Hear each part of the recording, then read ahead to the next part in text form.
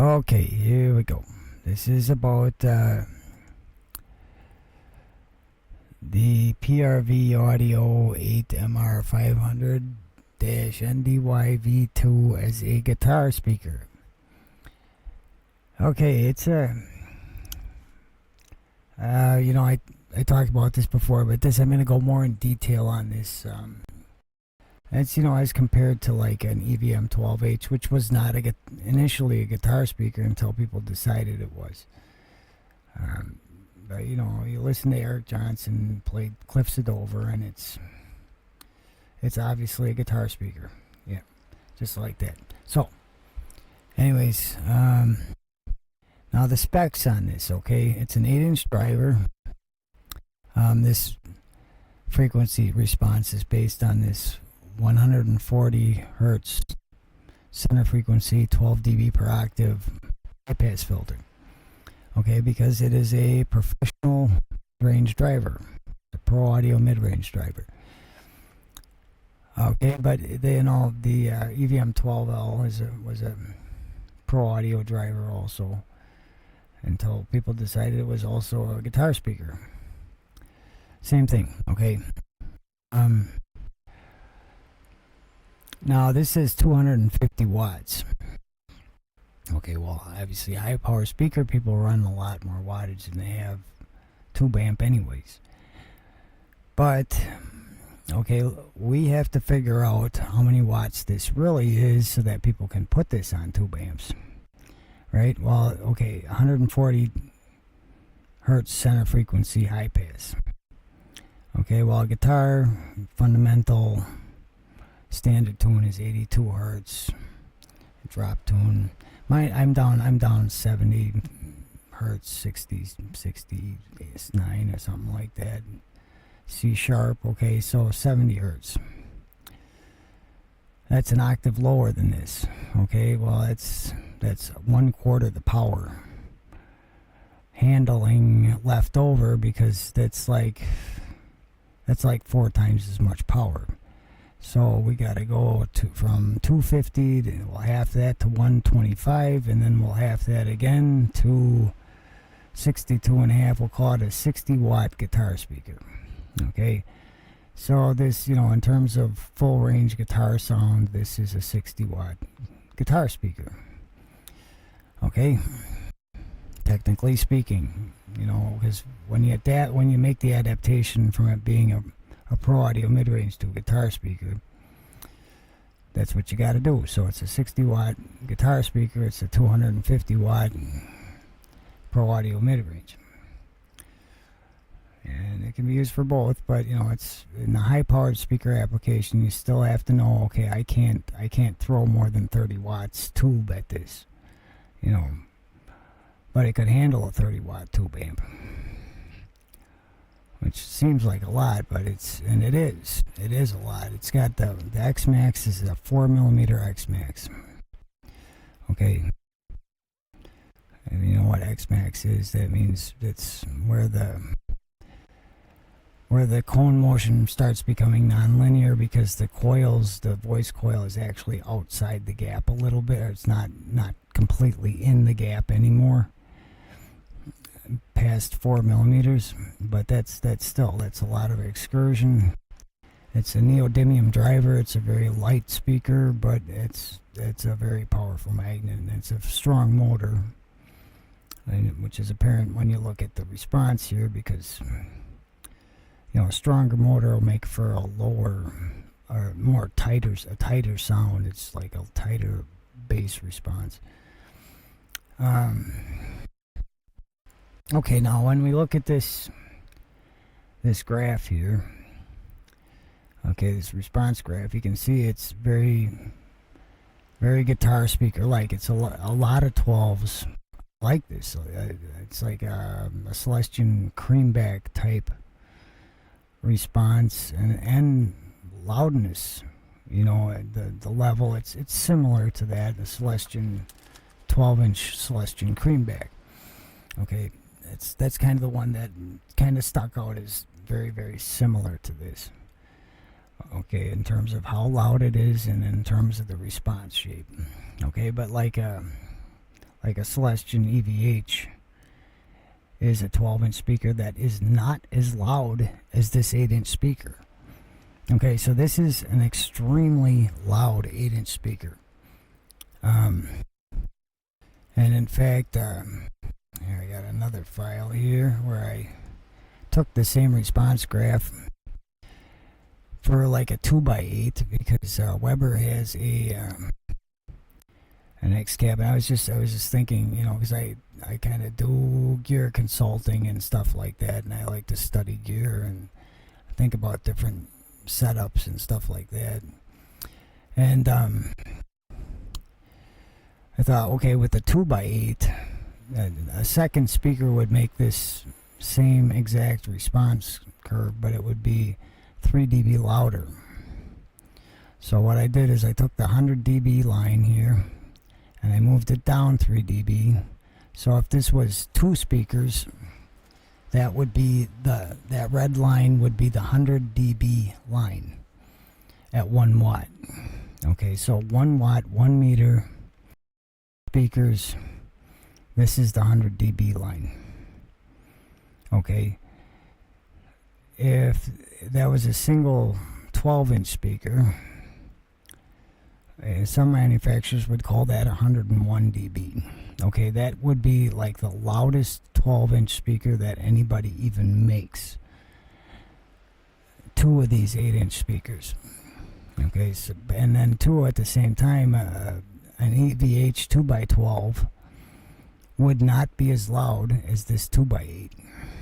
It would be actually quieter. It would be down here, you know.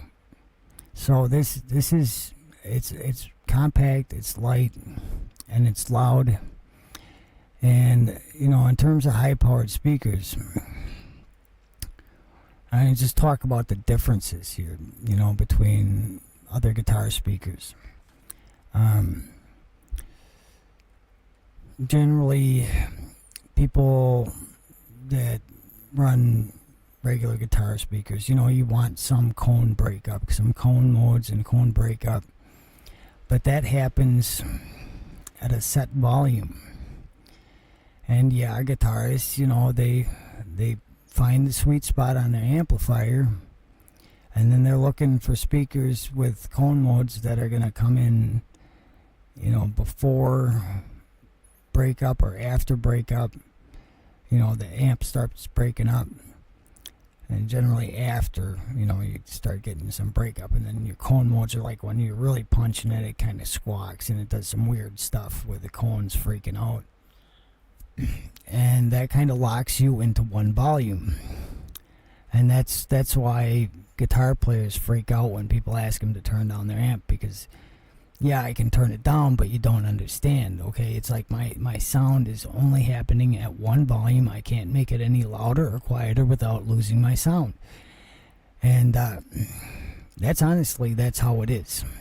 I mean, amplifiers have their sweet spot. And like somebody that's running a high-powered speaker, you know, if you ask them to turn on their amp, they're not going to freak out as bad. You know, they're going to go, okay, well, I got a little bit of room. You know, my amp's sweet spot is pretty wide, so I can go up and down a little bit, and it's not going to destroy my sound. Whereas if somebody that's running a tube amp where they got their cone modes, they know where they come in, and they carefully selected their speakers so that, you know, their distortion, you know, their amp breakup happens where that happens, and then the cone modes sequentially happen, and this is all dynamically designed to create their guitar sound. They're going to absolutely flip out if you tell them to turn down their guitar amplifier, because it's you know, it's just, my sound is going to fall apart. That's what it's like. Okay, so, you know, the high powered thing kind of does free you from that somewhat. And I started thinking about this because I was looking at some of these, you know, I'm not really a modeler person. I don't really like modelers because, you know, you're running into full range gear, which is nice because then you don't have to carry any amps. You can actually plug into the PA and stuff like that. But there's latency, you know, and I don't know. I have software, and I I have plugins that I can play through with guitar, and I don't like latency at all. I don't like it in the studio. Why would I like it live? You know, I mean, I just, and I know the modelers are designed, the processors are designed to keep the latency down to under 3 milliseconds, I think. And I guess, you know, that's tolerable. I can somewhat keep my mind from breaking, you know, with 3 milliseconds of delay if I'm laying down a studio track. So the same thing applies live, but it's still, there's something about that light speed, zero latency of a tube amp that makes me like solid state. Okay, now the solid state tube emulations have been getting better and better, but the Hughes and Kettner, like the Hughes and Kettner stuff, is probably, that is the solid state that sticks out in my mind. Is like, geez, that sounds like a freaking tube amp. Like, you cannot, like, you hear that thing and you can't, in your mind, you know that you couldn't tell the difference between that and a tube amp. You know, because the way the harmonics, it's like it's all there. It's like all the character of the tube amp is there. Well, the Hughes and Kettner Stompman came out after I bought my amplifier, and I already had an amplifier. Well, that has an amplifier in it. It's got a 50-watt switching, really efficient Class D style, you know, amplifier, which doesn't make a lot of heat. It makes more sound than heat, you know. But the thing is the tube emulation circuitry is before the amplifier circuit, the power amplifier circuitry. So it's actually like you have a tube amp that's putting out a line level that's going into like a clean PA amplifier afterwards, and your effects loop is coming out, is like after the power amp stage and going in, I mean, after the tube power amp stage and before the PA amplifier stage, you know, the clean amplifier stage. And it was made me think, you know, people that play clean, that you know, like I don't use time-based effect. I don't use reverbs or anything like that, but I don't play clean either. But people that play clean do, you know, and I totally understand that. You know, like if I play clean, I want reverb. You know, I want time-based stuff. And the Hughes and Kettner, it would come back in afterwards, and then you're hitting a high-powered speaker. It would just make all those time-based effects just sound like they were desk effects, you know, but like coming out of your guitar amp speakers and being mic'd and sent to the PA and everything like that. It would sound amazing, like it was done in a studio. So I thought, you know, for people that play clean, you know, generally those people like cone modes because that's just another additional flavor that comes in there. But when you think about the benefits to your time-based effects, this might be something that a clean player wants to consider. I mean, honestly, and this is from, you know, from me, a guy that plays, you know, I play overdriven. I'm fairly overdrive based. But, you know, this speaker was my first experience with high-powered speakers. And what I realized was, I didn't think I was going to like it, but I thought, well, I'm going to try it because I'm just running a 5-watt tube amp. I'm not going to get cone modes out of anything at 5 watt with a 5-watt tube amp, so I might as well run these, you know. And I thought, well, I can add something with plugins or something. Maybe I can do something like that. I don't know, but the thing is I tried it and I was like, you know what? Without cone modes, it's like there's nothing masking my amplifier. You know, going like my output transformer saturation coming in, my, you know, because the speakers are so clean, I'm running the amp a little bit harder, and there's nothing in the speaker that's masking the sound of my amplifier being driven harder. So when I nail on it, and you're thinking, well, I want to hear that cone mode squawk or squeak, or those unpredictable cone mode things that happen. There's things that happen with the amplifier that are almost equally as cool, but it's like the cone modes really would mask that with a regular guitar speaker. You're not hearing like when I'm playing like medium dynamics, the amp's running pretty hard, but the transformer isn't saturating. But when I pound on it, the transformer saturation comes in, and you get these overtones and stuff that you wouldn't be able to hear if you had a speaker cone breakup. So there are pluses to it, and I'm not even seeing it as better or worse anymore. It's just different. It's just oranges and apples. It's not even the same thing, but it's appreciable either way. And I actually like the high-powered speaker sound. Now, I didn't think I would ever like it, but now that I've tried it, it's like, this is pretty neat. It's not bad, and because I'm running my power section really hard, and I actually get to enjoy the way it sounds when I push it hard. When I push into it, it's more the character of the amp changing instead of just a layer of cone modes coming in over the top of whatever is happening there. That kind of would otherwise mask it, but it's hard to say. It's hard to say. It's not better or worse. It's just different. That's how I see it. But I'm seeing with clean players too, the time-based effects being just so much better and so much cleaner. And I think that's why a lot of people that do play clean tend to gravitate to high-powered speakers, because your time-based effects are not, having bizarre cone mode reactions because of that, and clouding it up. It just sounds more, it would sound more like studio desk effects being laid on in post, but it's there, it's in the loop, So anyways, these are the equivalent of a 60-watt guitar speaker. So 2 of these on a 50-watt tube-based type amp, like a Hughes and Kettner Stompman, that would be like, holy crap. Okay, I count that off on my fingers. 2, 4, 8, 16, 32, 64 is 4 fingers and 2 thumbs. That's 6 times 3, which is 20. Let's figure this out here.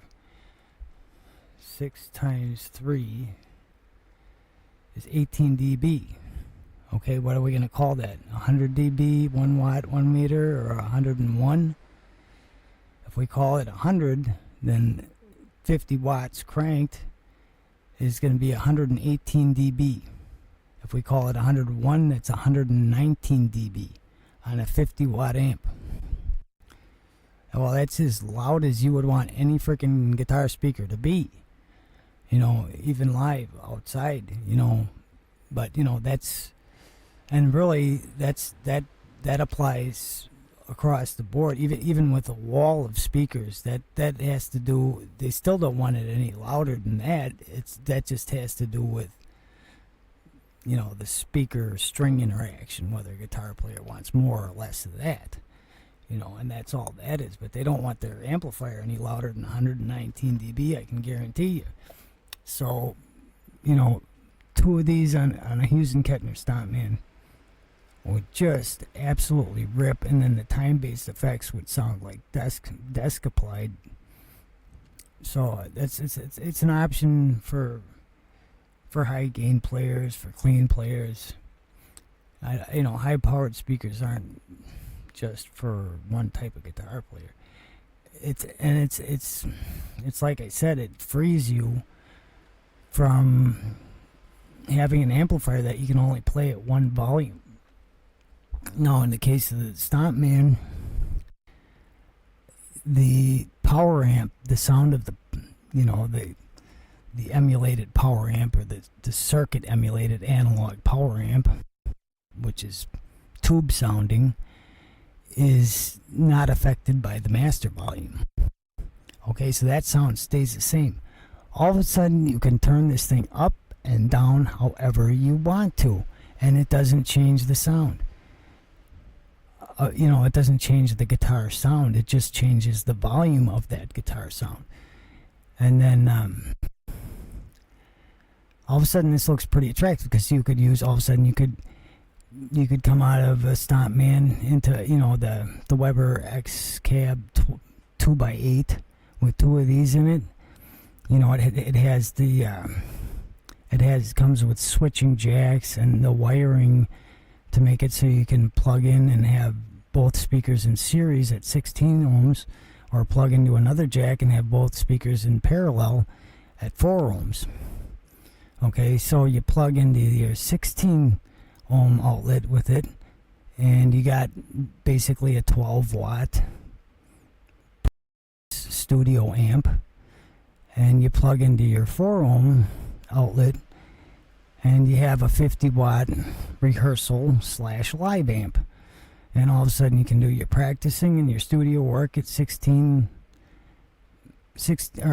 watts, with 12 watts of power available, and you can turn that up and down. And of course, you can turn your 12 watts up and down however you want.